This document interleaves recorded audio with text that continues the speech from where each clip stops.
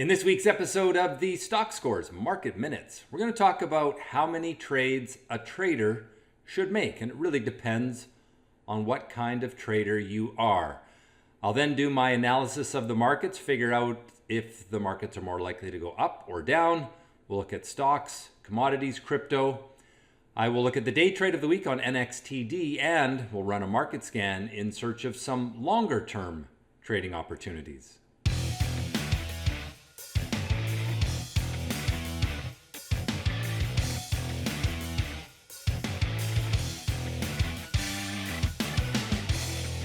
So how many trades should you make? Well, generally speaking, and having taught a lot of people over the last 20 years how to trade, I would say that most people trade too much. They overtrade.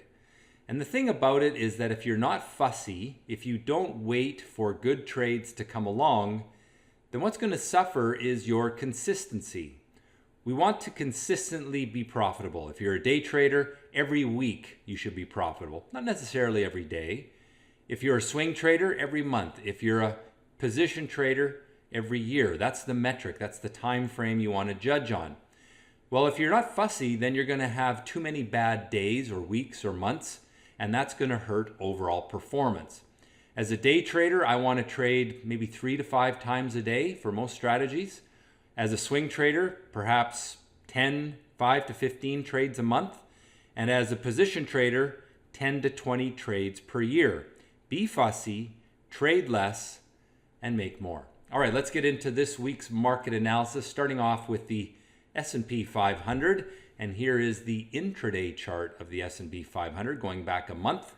And we have a nice upward trend. You can see the downward trend was broken early in October. We pulled back, which is typical, built a rising bottom, and ever since then, we've been off to the races. Now, we have been going up for many days in a row, so it's getting a little bit extended perhaps, maybe due for a little bit of a pullback, but there's really no sign that a pullback is going to happen. Late in the day on Wednesday, I thought perhaps we would get a pullback, but the market turned and rallied the next day and continues to have good upward momentum. Now, this is the large cap index. We'll look at the small caps in a moment. There you can see that long-term 3-year weekly chart of the SPY and reaching to new highs.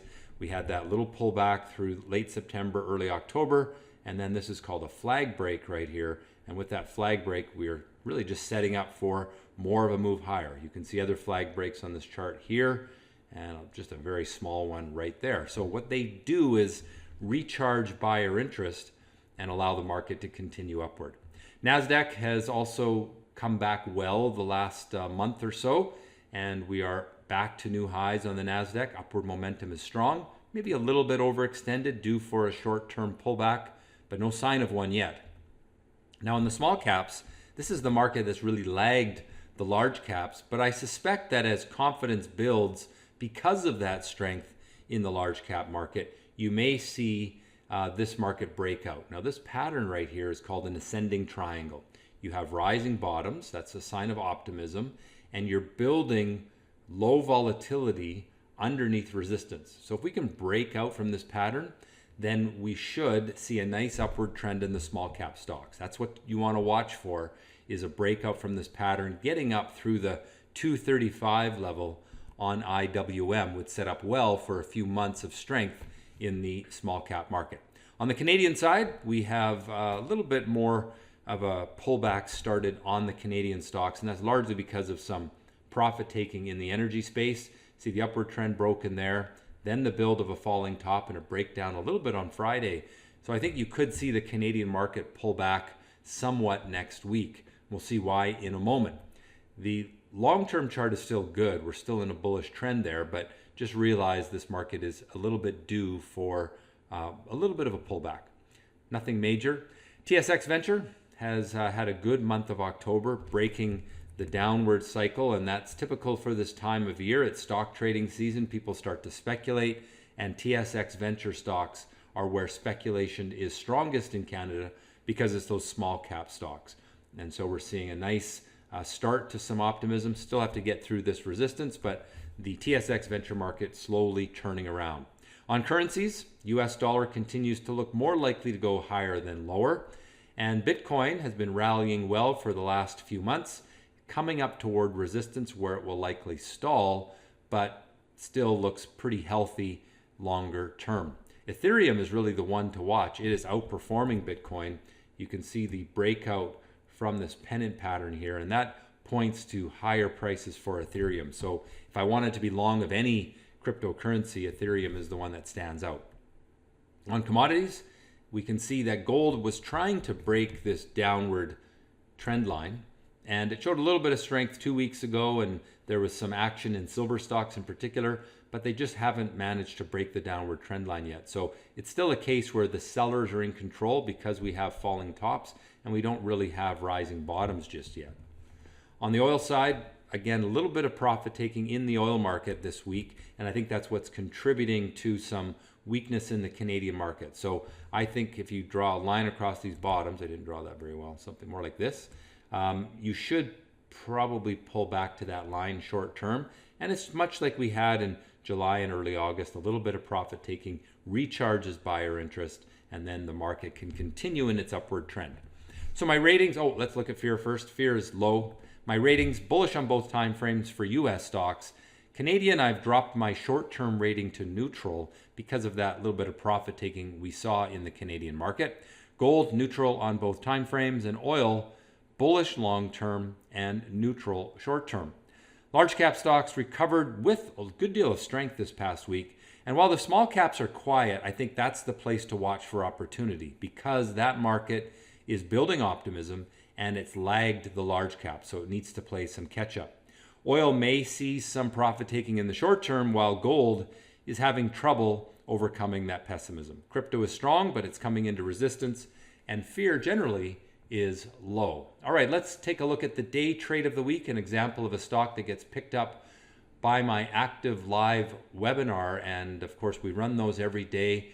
And really the focus of that is my action candle indicator. It is an indicator that looks for statistically significant abnormal price and abnormal volume activity on stocks. And we do that on a very short-term interval. We look for 2-minute abnormal activity. And if the pattern is right, if the stock is breaking from some low volatility, surprising the market, then we can catch these before the crowd. And that's really the key.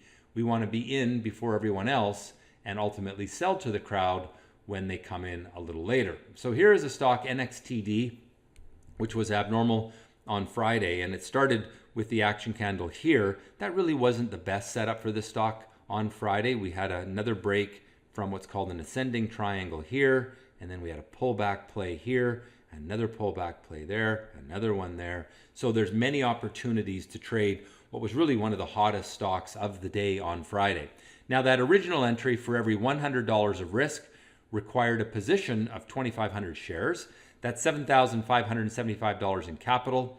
We can margin that stock 3-to-1, so it takes just a little over $2,500 of capital to take this trade for every $100 of risk.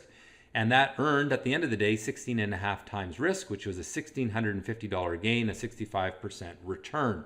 If you want to know how to do this and what all these numbers mean and that sort of thing, that's something that is taught in the Active Trader program that you can take on Stockscores. If you want to learn more about that, go to the Trader Training menu on Stockscores and you can find out all about it. There's a video on there that explains how that all works. All right, let's jump into the Stockscores market scan and switch gears a little bit. Instead of looking at day trades, let's look for longer term trades. I like to run the abnormal break scan every week, and it looks for stocks making action candles, but not on the 2-minute interval.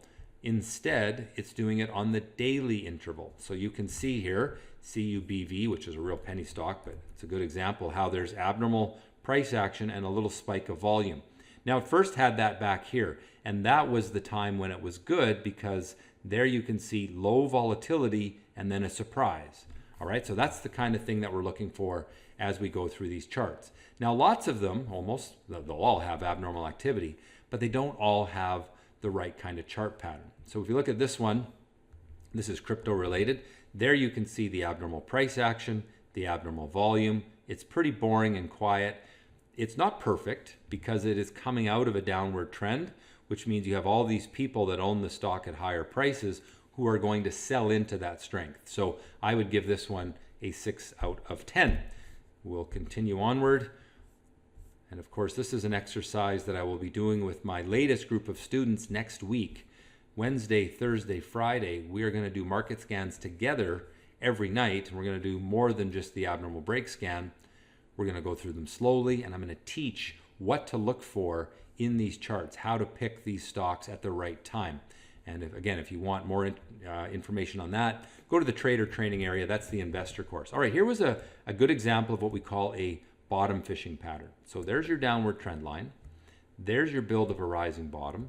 There's your breakthrough resistance from a rising bottom. Now that was about a week ago, and you can see now it's starting to move. This is a stock that some of my students are trading in the active live webinar that we run every day. I've had a number of questions about that. They picked up on that stock because of that good bottom fishing setup. All right, here's EQOS. You can see very abnormal, you can see very abnormal volume and abnormal price action. The reason that the stock scores aren't all that good, you can see they're just around 50 right now, is because you still are facing the pessimism of the downward trend. So it's encouraging to see this abnormal action, but it's going to face resistance along the way. This is a stock that I would watch, but more on a short-term basis. What I would do with this stock is watch something like the 10-day, 30-minute chart, looking for breaks, because it is in play, something is going on, and when you see these little breaks from predictive patterns like we had on Friday, you can catch these stocks. Here it was at $5, and at the end of the day, it was almost $7. So that's the sort of way I would trade this, because that longer-term chart isn't great, but there is abnormal volume telling us that the stock is in play, telling us that people are excited about its fundamentals right now. And what you just keep an eye out for is that break from low volatility. Here's another example. Boring sideways trading. There's your break from low volatility, abnormal volume, abnormal price. This one has much better stock scores indicators because it's not in a downward trend. It's been building optimism for a few months, and that's why that trade has worked out a lot better, going from around 10, 15 or so to $11 in a relatively short period of time. All right, well, I still haven't found anything that I love today, but we're going to keep looking through them. This stock is pretty good, CFFN. You can see the abnormal volume, breaking from a rising bottom, abnormal price action. We'll encounter some resistance here at $13. So let's give that one a 6 out of 10, just because the upside is a little bit limited. RBOT, good day trader, but not really ideal for position trading because it's facing a lot of pessimism. Here's another one facing a lot of pessimism. What's pessimism? Downward trend, falling tops. You're going to fight an uphill battle on a stock like that. Here's a crypto-related stock, but not the ideal pattern. I like the abnormal price action, kind of missing abnormal volume, so I'd give that a 6 out of 10. Now you notice I'm going through this quite quickly and I'm talking a lot while I'm doing it.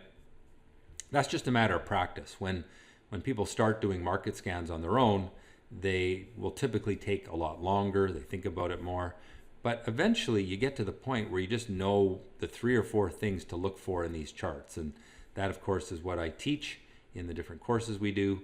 Here is a good stock in terms of the price pattern. It's got optimism building. It's just tickling its way through resistance. But what it's missing is the abnormal volume. And that's the main concern right there. And that's why I would give that a 6 out of 10. I really like the chart pattern. I just wish it had the abnormal volume to show that investors are excited. All right, well, we'll continue to go through just a few more here and then we'll wrap it up. Hopefully it's been a good lesson. This is one that I do like, QS. You can see nice strong volume, building optimism, been trading sideways for a couple of months and then breaking through resistance there.